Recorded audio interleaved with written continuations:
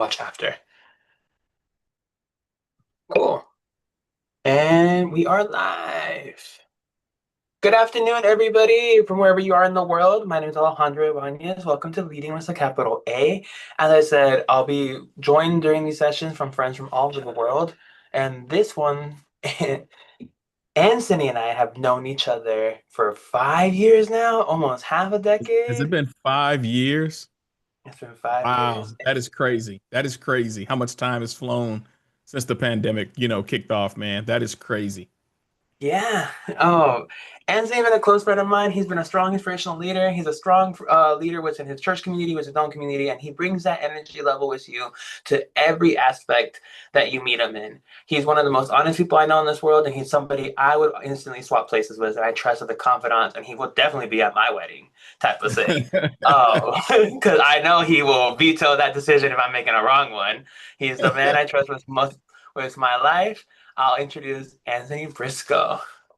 Hey, Anthony, what's going welcome to the on? stage. What's happening? Oh What's yeah, happening? What's going on, beautiful people? Alejandro, it was good always good to hear your voice, man. I know we chopped it up a couple of weeks ago, so I hope those decisions worked out well for you as well, man. they did. I touched on it in the intro too. Yeah, for students who don't know, Anthony's one of my confidants. Like I'll throw like him, Elise, Eunice, all of them. I'll straight up be like, "Hey, I have a." I know some of y'all come to me, you're like, "Help me make this decision." I go to Anthony. It's always good to have Yeah. a jury, a judge, and someone that you can be like, "Hey, I need 5 minutes to walk through a scenario." Um, Yeah. It went great. I think your advice played Good. off. And, like I'll share with you at the end too. We'll touch on it. But Yeah. Sounds good. Anthony, give us a little bit of intro, name, pronouns, where you're located, what you like to do on Yeah. the weekends. Absolutely. Chicago native here. Still in Chicago. Go Back, Bulls, go go. Bears. At least go Bears for now. They're maybe moving to Indiana, so we'll see how that works out. But yeah, I am a technologist here. So right now, I work as an executive director slash CTO, more of the executive director than CTO. But I work at a university here, Research One School, and so a lot of our work is done around IT support, IT operations, and then making sure our researchers have what they need in order to conduct the research that they have to conduct. And so, lots going on in university spaces right now. But yeah, I live in Chicago, born and raised here. Got my start in IT many moons ago. So I came into this industry for a very long time as a non-degreed IT professional. I just believed in hard work and I believed in being kind and being nice. I've always led with heart, and heart has got me everywhere I've wanted to be in life. Oh, I love that, man. Especially, oh, and you can see it anytime anybody meets you, anytime I see you on stage, even in our back, like the back hall conversations. I really Yeah, believe he's one of those people that, like, at conferences, it's like you're the one where it's like I may have come to see somebody else, but you're the one I want to talk to in the like in the hallway after. yeah, Like, yeah, yeah. yeah. Oh, Appreciate that. I appreciate that. always. Anthony, I want to kick us off too. It's like you're my brother in IT, is what I'll Yes, say. We sir. both, I think, started our. I started off in IT help desk. Where did you get your start off? Man, I got my start off in a shredding room, man. So it's weird. I worked at a company many moons ago. And I remember it's one of those things, and I know people are going through this now, so I think it'll even be good for them to hear it. But this was at a time when you had to remember that. I don't know if you may be too young for this, Alejandro, but Ah, there was a time when you applied for a job, you had to go to the company that was hiring. yep. You had to go there. And I remember this trading company. It's gone, long gone now. It was called Chicago Partnership Board (CPB).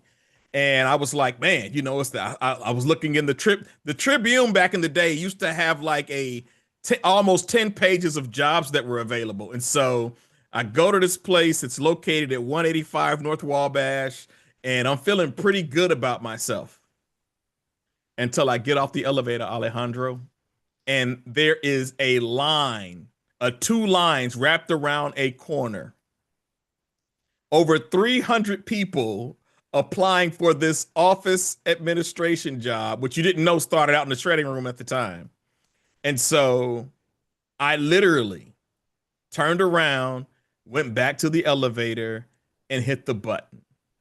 No. And the reason I did it was because in my head, I'm thinking these people were looking so sharp. I'm thinking these folks have college degrees. They're just looking for work. I mean, these people look, I mean, I had on a suit that was probably like 5 years old at the time. I mean, it was rinky dink. It was not, man, I'm watching these just beautiful people of all colors, all nationalities, standing in Yeah. this long line. And I went to the elevator and I pushed that button to take it down.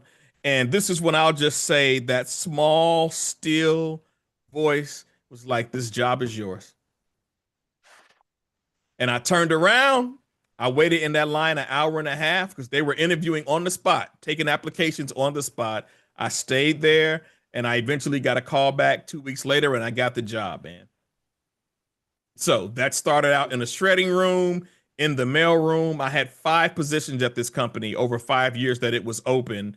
I left there. I resigned because I was disgruntled with some things. And Hmm. the IT guy, the IT director, he said, "Hey man, come work for me." And I was like, "Nah, man, this dude, ain't no. I'm tired." He was like, "Dude, come work for me. You will never regret it." Long story short, I go to work for this guy. I actually take a pay cut Okay. because this was also at a time in America where you didn't get paid by the job you did. You got paid whether you had a degree or not. Yeah. So it didn't matter what job you were doing. If you had a college degree, you were getting paid. So I went from 20, I think I went from 24,000 a year to 20,000 a year. And yeah, it was crazy. Again, because you got paid by degree, right? Yeah. And so being there so long, my salary had got up, and I had a broker who was also kicking me some money. If he had a good week of trading, he'd kick me something. But so I started out, man, literally in a help desk role. But the reason he reached out to me is because I was changing toner for them. So I got tired of putting in help desk tickets to wait Yeah. for them to bring toner. So I said, "Hey, will you allow me to store toner out here in our storage cabinet because we were producing so much paper in the 90s. You know this, right?" So I was like, he's like, "And you'll change the Facts. toner?"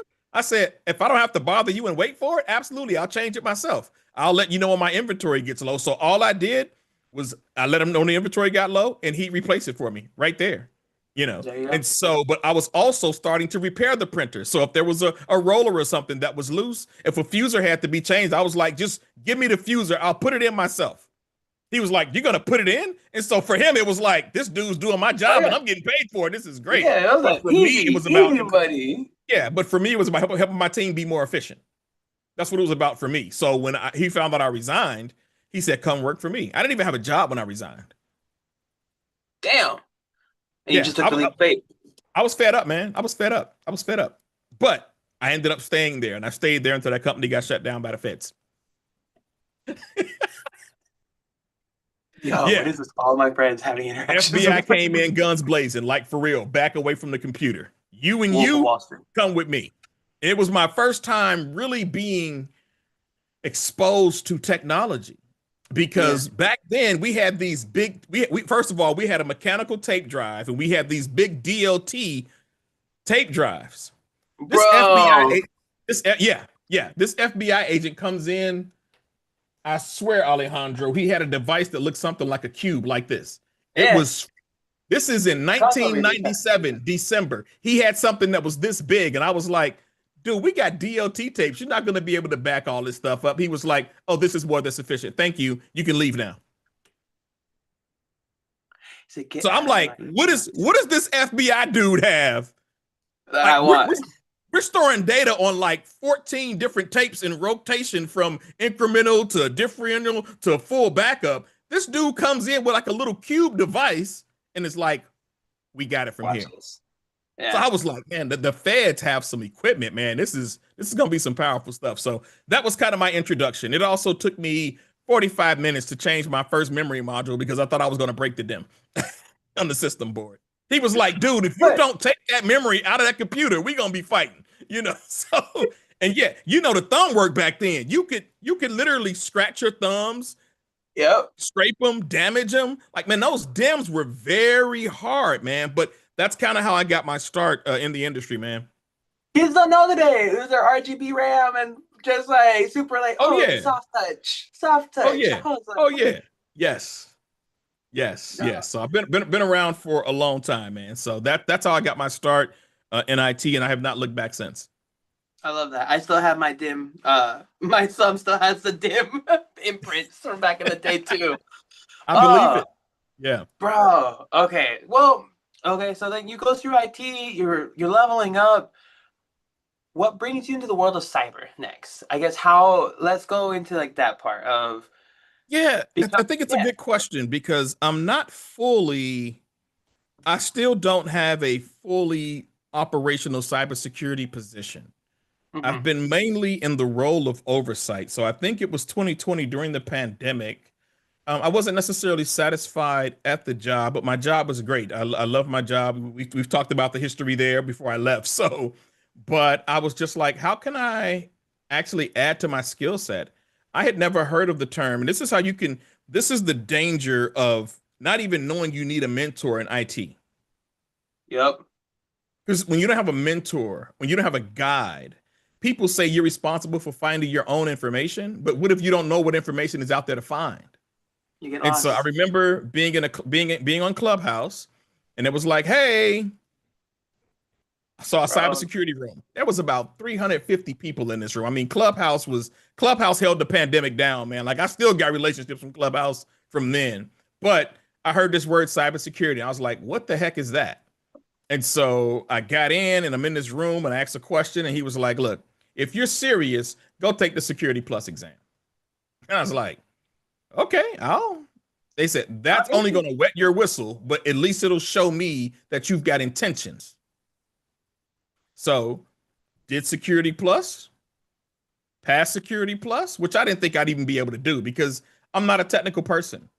Most of my roles in IT have been more driven towards customer service, more being driven towards how to talk the language that techs don't know how to talk to clients. And so Yeah. there was often when I did IT consulting after the other company got shut down, I was kept around during layoffs because clients requested, like, Yeah. if you still want to do business with us during your layoffs, Anthony has to stay. The reason we want him to stay is because he knows how to talk to us. And so I learned early on back then that, yeah, technical prowess is great, but if you don't know how to talk the language of business people, it's going to be a problem. And so I stayed on at the consulting firm for a while and did some other things before they went kind of belly up and they sold part of the team off.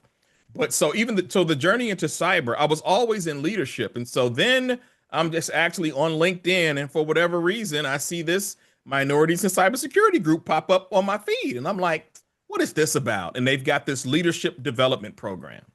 Yep. And I was like, well, you know what? Let me go for it because if it's leadership, I don't need to be technical at all. I need No. to have an understanding of technical capabilities and how systems run and things like that. But it wasn't until Security Plus where I actually learned how important the OSI model is. And I'm still learning more about the OSI model, right? But it just gave me a frame and a foundation for, yeah, remember that exam you took in 2000 that you passed? Yeah, these things are still relevant today, buddy, whether you realize it or not, right? Bro, So, if I could tell you, if I could go back and slap younger me and just be like, just learn it now. Just learn it bro, now. for real, for Just real. And so, but again, so coming into cybersecurity started with Professor Rogers Lounge, his group me, his Discord channel, and just learning and just growing and developing. But even after that, I still felt like, yeah, this technical stuff is cool, but I'm a strategy guy. I'm a project management guy. I'm a guy who likes to build the teams up to ensure that there's cohesion there. I'm the guy that likes to check the help desk metrics. I want my reports ran. I want to see what our ETAs and our SLAs are and those things.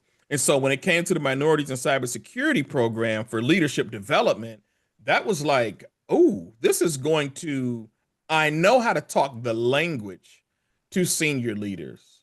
This is going to help me with my emotional intelligence in dealing with senior leaders because my Yup. emotional intelligence was not great because I took a no personal.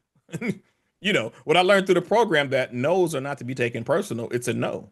Your It's a job as a cybersecurity professional at any organization is to share what those risks are, help the organization mitigate them, and if they want this as their risk acceptance level, it's not your job to refute that. You don't have the power or authority to refute that. Your job is to share information, share what those risks are, and if the company moves forward with it, you just want to make sure that you've documented these things, have these things signed off on, and let them move forward with it, right? So it just gave me a different landscape of how to look at business in a new light from an emotional lens and an emotional intelligence lens. And so my journey into cyber, I think it's still growing. Right now, I'm studying for the CISM exam, so the Certified Information Security Manager.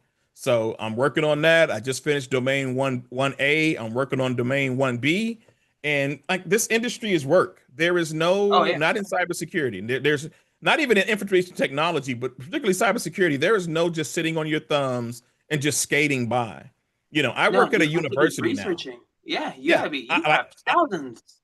Yeah, I work with people who have 2 or 3 PhDs. So, you know, I don't have to, I'm not going to try to outsmart these people. Like my first week at the university, I was taken to a place where these doctoral can't degreed people, these PhDs, they built their own lab. They built their own internal 10 gigabit lab with raised floors on their own. Yep. I'm not trying to compete with that level of technical prowess, but I do come to the table with something. Hey, that's great. This lab looks absolutely beautiful. What security controls do you have in place? Do you know What what protocols you ports you have following? open? Right? That's the language I know how to talk. And I've owned my space. I'm not trying to be you. You're a physicist. You're running GPUs that I've never seen before in my life. You built your own computer to match everything that you need. I don't need to know how many nodes you're running. What I need to know and have an understanding of is where's your asset management? Where's the data classification? Are you running any controlled unclassified information as part of your research? And if you are, how is that being secured? How is it handled? Who has access to it? Like that, those are the languages that I've learned to talk. And even in our leadership program through Mike, there was still a part like Mary, man. She went straight in on the cybersecurity technical part of things, right? So it was like, yeah, okay, we did some leadership stuff. That's all great and beautiful. Now I'm going to put you guys in the fire. We're going to do incident response right here live. So That was one of my favorite classes that day it because was that's the my one where I was absolute. like, I loved it. I loved it. I loved it. And so even the journey into cybersecurity, I'm still taking it now. I had a session last Saturday with a group that's teaching Security Plus, and what I said to them was, I said, if you're young, and when I say young, I meant like if you're between 20 and 30, and you want to get into this industry, when you get older, you kind of I've moved from this aspect of I'm older now. I don't want to take that much risk. I'm a little risk adverse, right? yep, I told him if you want to get into this industry, the best way to do it when you decide yes is to dive right into it. and jump it, jump Just it. just jump right in. Don't worry about the money you're making at your current job. Like don't let these perceived barriers, don't build them up as barriers. It's just a part of your experience bracket. But if you want to get into this industry, the opportunity is going to always be there for you to prove yourself, to show your work, to know what you know how to do, but you're going to have to be committed and go all in. And that's my challenge for the younger generation. And that's from literally being on Clubhouse, talking to people who have been young, who've been in cybersecurity since they finished college, who started while they were in college, and they've never left the industry or the field. And so that's whether they're on the governance, risk, and compliance side, whether they're on the network analyst side, whether they're in a SOC center, whether they're ethical hackers, because we don't do illegal hacking, people. Ethical hackers, those network administrators, like those are the things that they picked up in college and have moved along the way.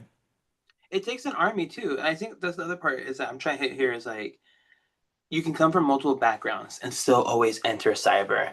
And I think people have a very like one-sided look at cyber. Like I try to tell them like, don't think of it like a bit that's either this or that. Think of it like a qubit. It's 180 things, and it can be 180 things to Yeah. get like cybersecurity is a culture that you have to embed upon yourself in whatever role you're in and go through it. I think a lot of the students sometimes will feel that, oh, I'm not technical enough. No, I'm not like, I don't understand this or like, I don't get this framework. And I'm like, you learn it. You learn it. At the end of the day, like most of our frameworks are public, other than, I'm not going to shame this company in case they ever sponsor us, but there's a certain MDM and a certain IDP that Yeah. their training materials are behind paywalls, and you have to. I'm like, to me, I'm just like, then you don't want people learning your stuff. I'm like, you've achieved market share, but I may never use their IDP ever in my life. I've used Yeah. them once, and I'm like, cool. The other MDM, I'm like, my dude, you guys should be like, yeah, it's cool that you have education schooling, but do stuff like that. Yeah. But I laugh because when my students actually deploy into them, um, oh, we have a student on the call. When I have people deploy into it, it ends up having trouble down the line because they're like, hey, that company's culture, the education values they had didn't have cybersecurity put into it. Um, okay, Anthony, I'll move on into more down the line. Like we got Go your for it. start. Let's move into what is your advice now that you're in a leadership role versus like an IC role? How do you Yeah. make the distinction? How's your education changed? Like what are you leaning towards now? Like what are your daily learnings? What are you aspiring to be? Man, that's a great question. And so, I do see myself in a position of becoming a full-time CTO. I do like to, I would like to aspire to that, or CIO, either one of those categories, mainly because I've been doing the work for so long, right? But it's now, how do you articulate a skill set that actually gets you into those positions, at the top of those positions in this day and age? And this is where technology has changed. Because before, with the way AI has advanced, you've got to have some AI under your belt now. And so those are the things that I'm looking into now. Like, and beyond the generative AI, right? Like I've taken a couple of generative AI courses. I mean, getting into the agentic stuff. I mean, getting into the actual application and builds, right? So if you're Yep. going to be a CTO or a CIO in this day and age, those are skills I'm going to have to acquire, because that's not where the industry is going. That's where the world is, right? And And so it's moving faster. it's It's moving way fast. My buddy sent me an article from the CEO of Anthropic that I have to weave through. Like, he wrote almost like a five-page dissertation, and some of that was just calling for policy change because AI is moving so fast. And when you have AI now developing AI, and we talk about making things in the likeness of our own image, if from a religious aspect, we're made in the image of God, we build companies in the images that we want them to represent, and we build AI and how we want AI to represent. But now we're giving technology the capability to create technology in its own image. That image is not going to start with mankind. It's going to start with zeros and ones. well, not only that too, I'm laughing because I know the article you're talking about. Um, they're calling for a slowdown policy to catch up to make sure that we are prepared for the impacts of it. And we're prepared for all the learnings that come from it. And two, I immediately went towards military usage. Right now, like we have all this commercial usage. I know that we're in a world race right now to see who develops the first AI agentic military and how that goes. And that's a whole other level. So seeing Anthropic do that, like call, like, hey, we need to slow down, makes me worried for the long run on I mean, like, it's a very dangerous concern. And I know Anthropic's raising this up. I do think there's more than likely some selfish reasons why they're raising it up, and that's completely fine. Like, they're, at the end of the day, they're a business. But I do think having a CEO who's able to articulate, like, we're moving along this avenue way too fast, and when you have models that are now being built that can say not just cyber warfare, but biological warfare.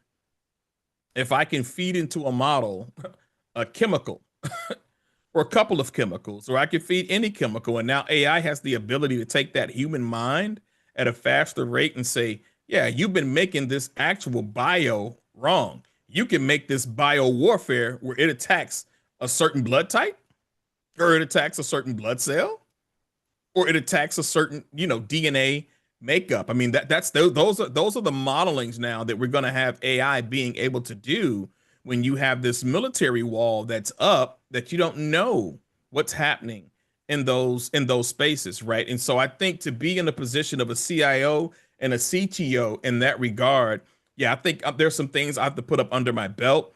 And I'm not necessarily like, looking for it though. Like, I like where I am. I like the learning, and I like being exposed to these professors. I know some professors who are working on just some amazing things. And whether it's not even about being able to comprehend it, it's about being able to comprehend where the world is going.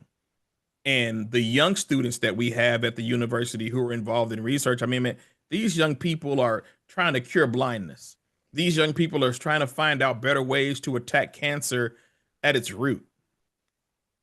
These young people are building augmented realities, things that you may see on the Apple Vision Pro. These young people are building these things in-house with tools and technology, already. And so from a leadership aspect, you do look at, man, Tony, like, is this the end of your career? No, I don't think it's the end. I think it's the beginning. I had lunch with an old buddy last week. Him and our old CEO just started a business. This guy is like 78 years old. Just started a brand new AI business. It's 78 years old. He's like, yeah, I got millions. I'm sitting on it. I want something to do. And so just to know, like, so it's never too late, right? The No, breath of me and the destiny of me is to ensure that I'm pouring into young people. And so I went and spent time at a community college here today on an advisory council that I'll be joined just on how to instruct the current generation in computer networking, in computer technology to make sure that they have the right skill set. So being able to come to the table. So I look at this as not even a place of position. I look at technology and my role as a place of responsibility and influence, not to leave a generation behind. The meeting that I came out of, Alejandro, broke my heart. And I'm going to send you some of the data that they shared. So go when you for it. talk about minorities in cybersecurity, like, we have a central focus, and that's not exclusionary. It just means we're intentional on the folks who were in the program. So we take all, it's Mike. We take Yeah, everybody. You apply, you get in, go right? for it. But that focus on minorities in cybersecurity is there for a reason. The data that these ladies shared today about women in IT, the numbers have dropped since the And pandemic. by They have thousands. decreased. Yup. They have decreased. What they have talked about, though, is the numbers of the success rates are low for African Americans, higher for Latinos in technology spaces on the male side, right? Yeah. But it's looking at, there's a major gap where African Americans sit in this technology space. There's a major gap where African Americans sit when it comes to being able to complete college within a 2 year or 4 year cycle to complete programs fully in computer science. And so it's talking about this major gap. And this is where I want my people to wake up and understand that whites are still the dominant in America culture. Latinos are 20% of the United States population. African Americans are now at 13% of the population. And so you can get caught up talking any kind of politics you want, but that matters. I want to share this, and I didn't look at this as racist at all. There was just a white guy who I had worked with, went through one of his programs. It was a great program. I learned a lot about risk management in the program, but he called me and he said, Tony, we're getting ready to turn our attention to the Latino community. Oh, And he snap. said, I wanted you to hear that directly from me because we're getting ready to release a statement. And this was 2023. And I said, thank you. I mean, you didn't have to, but I appreciate it. But he said something when I asked him. I said, well, why is that? He said, are you ready for this response? I said, yes. He said, we just see more drive and more desire. Okay. You're a rarity. Kales, we went through this program together. Kales, he said, he's a rarity. You guys Yeah. are rare. He said, you're just rare. He said, but we're finding that Latino communities are hungrier. And so this is where we're going to start diverting our attention to. And I didn't get mad at him at all because we have to No. be able to hear hard things from people we may not like or care for. Like I've had to learn to listen to hard things from people who not like us and don't look like me. And it Yeah. doesn't mean that I agree with them. It just means I still want to be able to hear it, right? Yeah. But having that understanding, and then getting into some of the underlying reasons of these lack of success rates. Oh, we got to pitch in at home. They got to leave school to get a job to help mom. So it's like these systemic It's things, stacked right? up. It's Yeah. systemic So oppression stacked up yeah. against So you. it's not about being lazy. No. It's not about being uneducated. It's about familiar priorities that happen inside of African American communities. Yeah, and that makes Whereas sense. it makes a lot of sense. The flip side to that, and this is just based on my Latino relationships, and like yours, is that you know they don't mind staying at home for a long time. Parents want their families tighter, sticking closer together, and things like that, right? Whereas blacks in America, we came up in this atmosphere of when you get 18, you get out the house and you go out there and you figure it out and you make it happen and you don't get to stay home with mom. So those are the conditions that we came up in, right? I know I've gone way off of technology talk, but I No, say you're that to say, fine. I I think it's a think, good point because it yeah, talks to we've been hitting on it for the last year and a half of like admissions rate across the university levels and secondary education, not even like going to college, just accessing higher education in general has been down since the pandemic. I'm interested to see that Latino males have managed to succeed in your neck of the woods. In Washington State alone, Latino male, Black male have dropped by like we are seeing for in our side of the world, what's hungry is Black female and Latina female, and that yeah. is what's succeeding through our education, higher education pipeline, They and we're spoke on trying to that today recapture. too. They spoke on that Yeah, today in Illinois too. They spoke on the exact same thing you just mentioned, yeah. right? So And we so, are but trying then to what does that recapture. mean?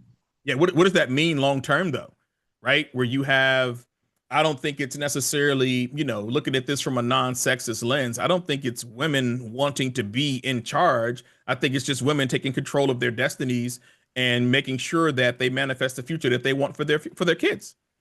And Yeah. there's no wrong and there's no harm in that, right? I think we still have to find out and what are the systemic barriers that are facing the black male and the Latino male in this country.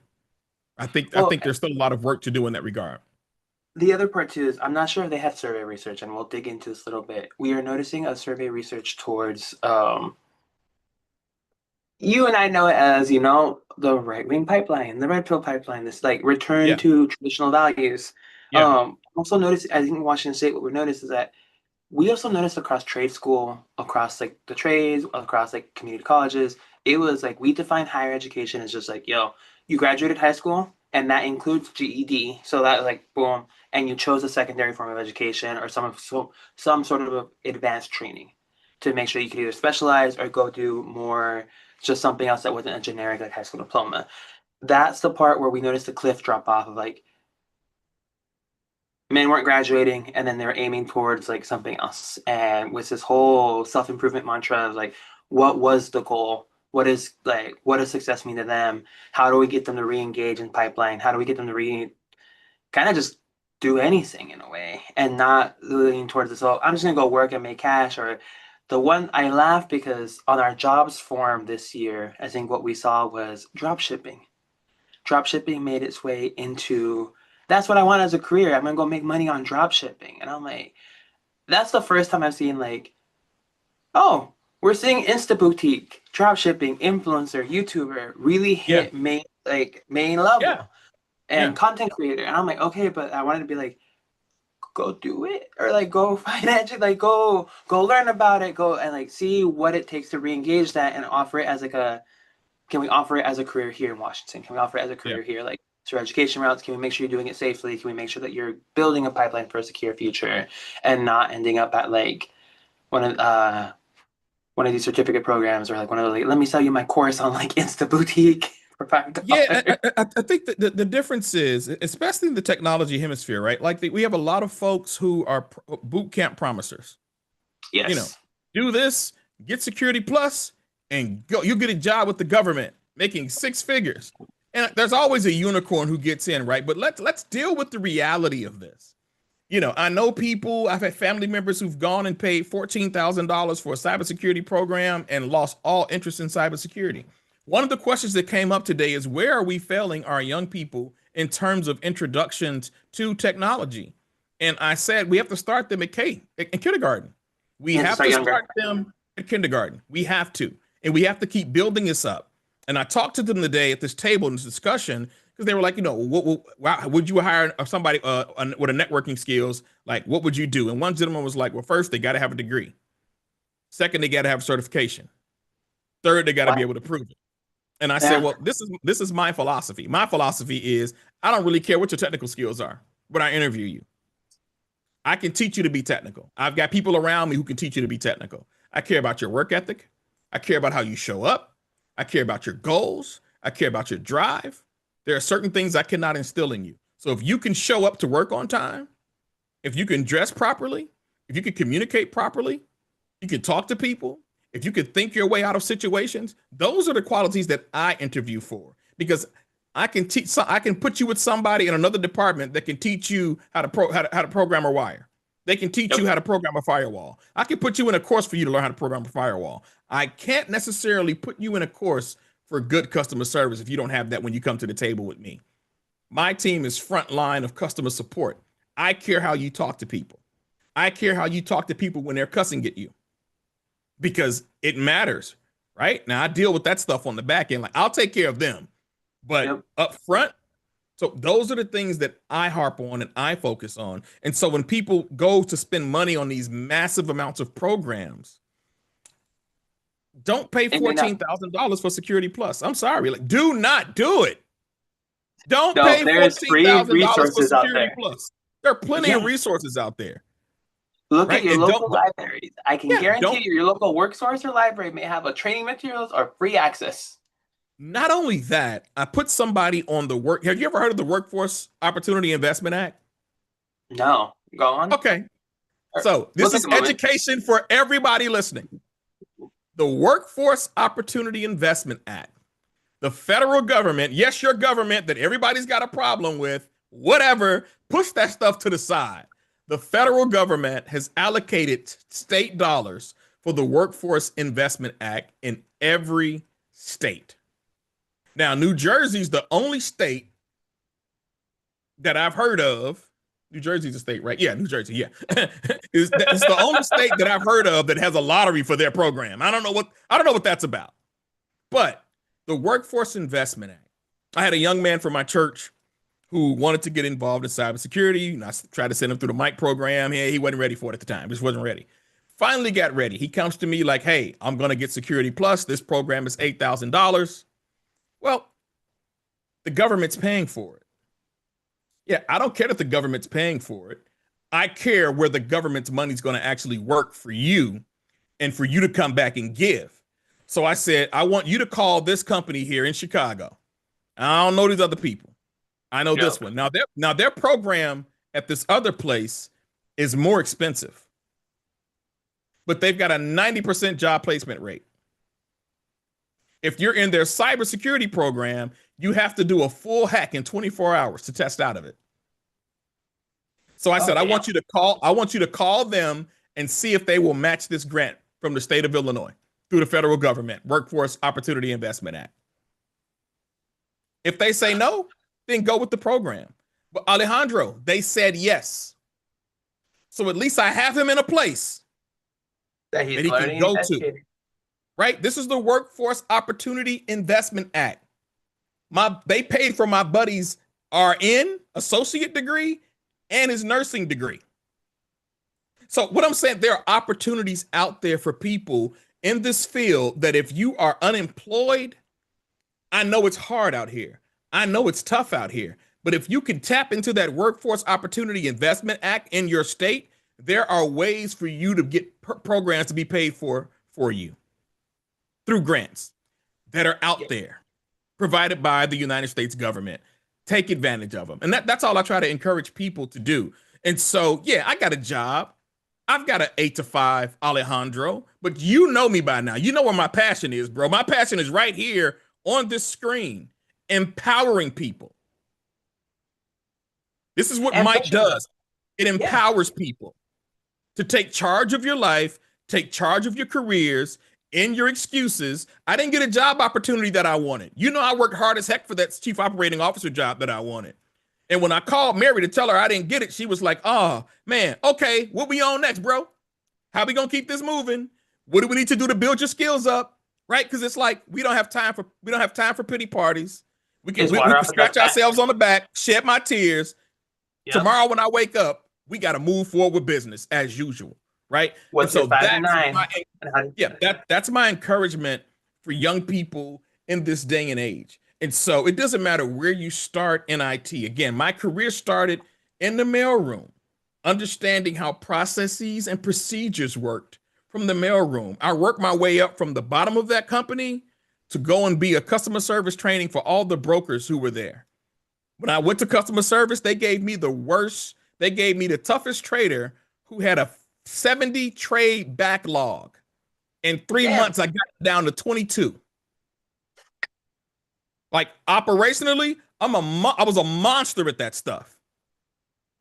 Especially strategic thinking. It's all about strategic thinking, like, and being able to Yeah. optimize. Yeah. Yeah, cool. So Okay. I've talked to Love, man. Anybody got any questions out there? Who we bringing I was anybody saying, else in? I don't know. So your call, no, man. you're good. Moving on to rapid fire closing real quick, and then what I'll do is we have two people in the audience. I'll see if they have any questions, and I'll check our YouTube channel real quick too. Cool. Yep. I was gonna say you hit a lot of messages today. We went from growth, pipeline, Latino male. We really hit a lot. You got me on fire for this one. We even talked about mistakes you've seen early career professionals make. That's the one I was gonna harp on a little more. It's what's one thing you wish you would have learned earlier? Man, my old boss, we were sitting down doing an annual review. Mm-hmm. And he looked at me and he said, I am not responsible for your professional development. You are. Now, I Damn. found a lot of challenge in that. But you know what? I got the message. Yeah. I wish early on, when I first started in IT, I had a solid mentor that stayed. The guy who got me in the department left like 7 months later. And I struggled for a long time. But I think finding a mentor, being a part of a mentorship program, I wish there was something that existed like Mike then, but young people who are in the industry, and when I say young, y'all need to know I'm 54. So when I say young people, it's not to insult anybody, right? It's to say Doesn't look like a day over 30. Doesn't look a day I over know I look 30. young. I know I look young, y'all. But find a mentor. And I want you, when you find a mentor, I want you to draw a very clear distinction and a boundary. Your mentor is not your friend. You can grow to be friends. I'm not saying you can't, but your mentor is not your friend. And I say find that mentor because you're going to need guidance. And this is for those who need that level of attention, those who need that level of support. If you don't, by all means, great. But if you don't need it, that means you should be mentoring somebody, right? Yep. But I think that would probably be the biggest thing, Alejandro. A mentor who could say, Tony, hey, it's great that you are on the help desk. What plans do you have for the future? What do you want to do? What do you want to see? And, my old boss, when I started at the charter school where I was, he said, where do you see yourself in 2 years? I said, oh man, I could run a couple of more campuses on the south side of Chicago. I could own the south side of Chicago. And he was like, yeah, that's not big enough. No, think bigger. And I was Yeah. like, okay, I don't know what think bigger is, but in the end, I ended up running all 18 schools. I ended up running 4 satellites, so about 25 facilities. I ended up running all of those because IT operations, when you get good people in place, it's about management, strategy, future. Management, strategy, future. Management, strategy, future, optimization, and scalability as you grow, right? Yep. And I'll add another to that one too. It always shouldn't just be one mentor. I had a couple. I have, and like, don't go to the grocery store for a haircut unless you have a Kroger that does that type of thing. But like, this metaphor will make sense in like other neighborhoods. Like, I'll say this. I have a drive-by mentor where I know that this man is busy all the time. He's a white guy in San Francisco where I'm always like, I got 15 minutes. Like, I got 15 minutes. And he is constantly doing something. He's always like, I just checked in my hotel. Call me. Boom. It's a quick one. And he drops knowledge on me like bombs essentially. And it's quick. He'll send me a follow-up email with his AI. He'll be like, here's what we talked about. Da, da, da, da, boom. And it'll take me months to complete any of the stuff he gives me. But then I Yeah. call him again in like 6 months to a year where I'm like, did it. Boom, boom, boom. Aiming for this. We're still on check. In total, this last 4 years, we probably talked for an hour. But this man has made an impact on my career by doing this. I have other mentors where it's more like, I'm having this at work. Or I go to Briscoe and be like, hey, I'm going through the X, Y, and Z and need help making this micro decision or Yeah. macro decision in my life. Yep. I can't wait out anymore. I need somebody to just whiteboard it and Yeah. go from that. You should have a board of mentorships. You should have a board of mentors that help you run like a company and Yeah. make sure that you can make decisions. Like you have your Yeah. sections, you have your go-tos, you understand who's available. I get a little more advanced and I got a global board and then a USA board type of Yeah. thing. I'm glad you mentioned that because you know what? Matter of fact, I'm gonna bookmark it right now. I need to pull up my we call it a POB, personal PBO, personal board of directors, PBOD. Yes. Yep. Yeah. I got to pull that up. I'm glad you brought that up again because I haven't done that in a while. Oh yeah, update Need it. to do Go that. through it.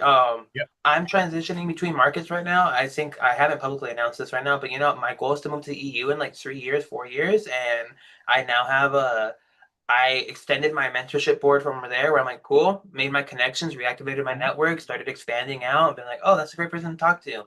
Oh, and started making the footprints of like how to move over. Okay. Uh, I want to be mindful for your time, Anthony, as well. I'll close out with I've been asking all my guests what's the one word that's representing their year, if they have it. Mine has been, I think, resilience. I have to ask Ralph every time. I always forget after 30 days. Oh, mine has been resilience this year, as well as practicing patience has been like mine of like waiting for that right opportunity versus like most of my early career has been very jumpy on like, Yeah. cool, next one, pull the trigger, pull the trigger, pull the trigger. Now I'm like, we sit, we're waiting for the right op, seeing how it goes through and push through. What would be yours for this year? Yeah. And it's a challenging one too. Gratitude. Gratitude. Having gratitude, every day, as most people know that I'm a minister. And so being able to just be grateful and have gratitude for where I am, not necessarily where I want to be. And that's not a cop out, right? It's not using religion as a cover. Like, no, to No, practice gratitude every day while life is lifing is very challenging. especially While in this life is economy. lifing, bruh, while life is lifing, showing gratitude every day. My daughter knows I'm on my way home on a train, and because of the storm, she was like, "Hey, Dad," she called me. "When we pick you up?" I said, "No, baby, I'm going. I got somebody's picking me up. I'm going to be good." But the fact that she called me to see if I just needed a ride from the train Okay. was moving for me, right? So just showing gratitude every day. I got a friend who's upset that they're only getting a 4% increase last year. They only got a 4% increase. I said, Mm. "You got 4%? Really? Oh my goodness. How did it feel? What are you talking about?" I said, "I got one." I felt like it was more insulting than anything. Like, you put me in a bad tax bracket with that little 1%. What could have kept me where I was? You kind of I'm tipped like, me over the put me back edge. down. Put me back Put me down. back. Hey, Put me like back if you down. go if you gonna put me in a new tax bracket, put me in a new tax bracket. But Yep. she was just like, "Man, I guess I didn't know." Yeah, be grateful. Show some gratitude. There are I people out here agree. who are getting no percents of increase at all. They're not even getting GWIs every year. What's Meta laying off about 8,000 people? 20K. That's absolutely insane. Keep your Insane. keep your apologies, bro. I don't want your apologies, Zuck. I want my job back, bro. Oh, I laughed because You that's know, why I was like, gas is $6 here. I'm like, so when we hear that national average is at two, wink, wink, nudge, nudge. yeah, 499, 505. I drive a Santa Fe, bro. It's costing me $65 to $70 to fill up a Santa Fe. So for all those who got the Lexuses out there and you got the trucks out there and the Jeeps, diesel is a monster right now.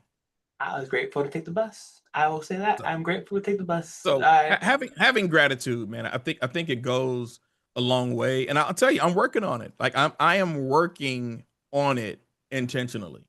Having yeah. gratitude because I think it's very important because when we do SWATs, and we did one with Mike, right? We did SWATs, and the coaches were like, "Don't spend a lot of time in weaknesses because we'll stay there all day.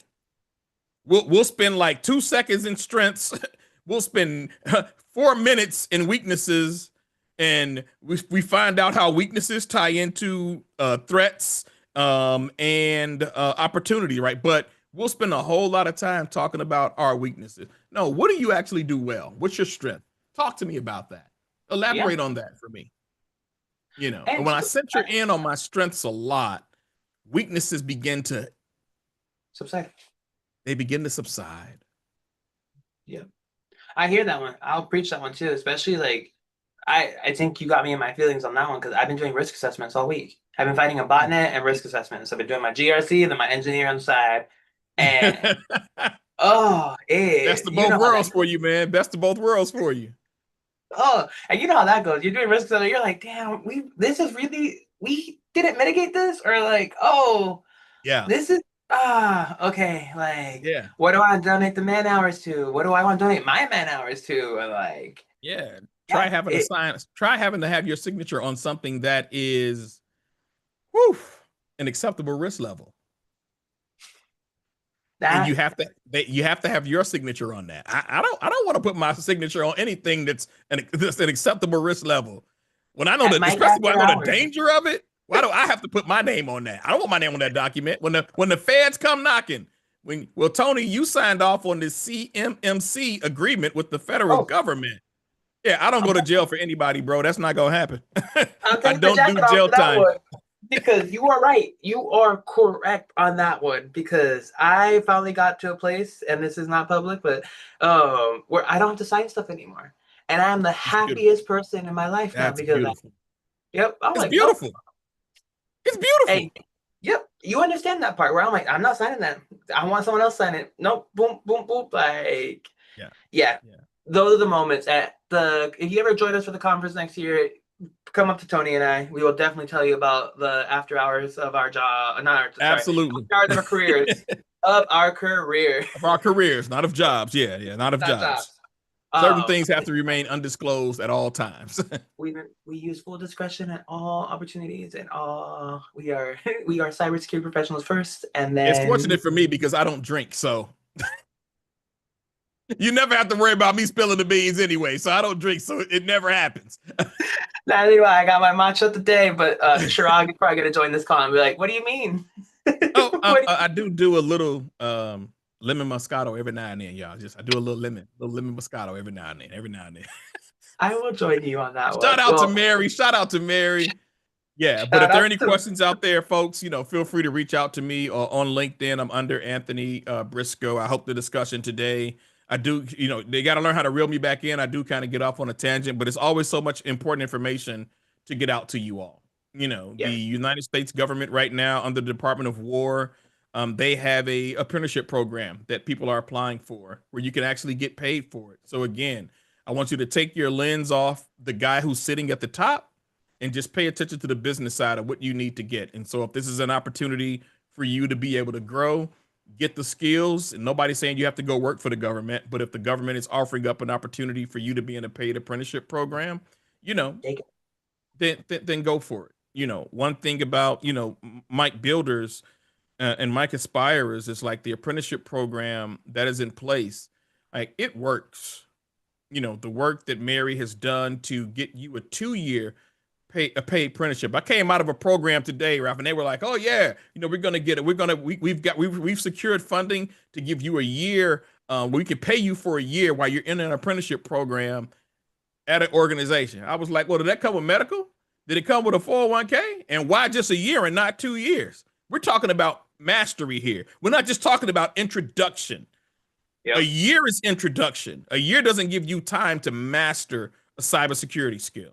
But 2 years in a solid apprenticeship program, like Mike does, then you can master some things. And that'll be the difference between walking away with a $40,000 to $50,000 salary or $80,000 to $100,000 salary. Like that's the difference between 1 year on a job training program and versus 2 years in an apprenticeship program. But again, opportunities are out there, folks.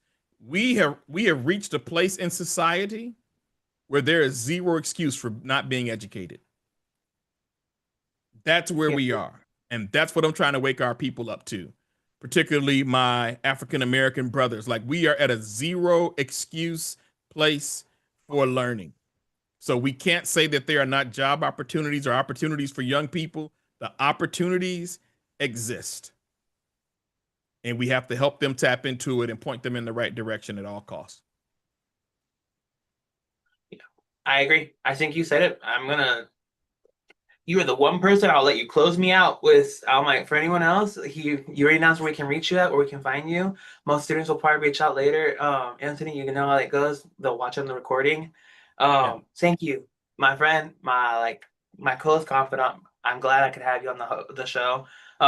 You will, if you have the time, you probably will be coming back for the end of the year panel because you're one of the people I want just to have it so I can make it a little spicy and be like, hey, absolutely. because we got some fun opinions on that one. Um, for those of us in the audience, I think there was no questions asked, so I'm gonna move us on. Feel free to reach out to Anthony on LinkedIn. I'll post it in the Discord chat as well. But thank you.